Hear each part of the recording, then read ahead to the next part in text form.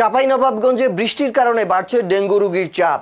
গত ২৪ ঘন্টায় ২৫০ শয্যার জেলা হাসপাতালে নতুন করে ৩৯ জন ডেঙ্গু রোগী ভর্তি হয়েছেন।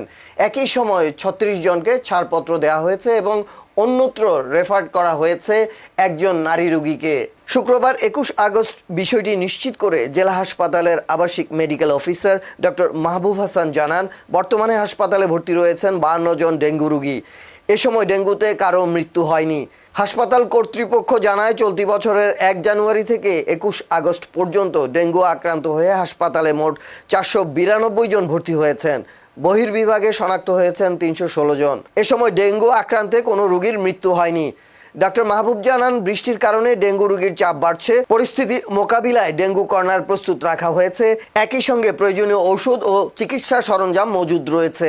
চিকিৎসক সংকটের মধ্যেও রোগীদের সর্বোচ্চ সেবা নিশ্চিত করার চেষ্টা চলছে বলেও জানান এই চিকিৎসক।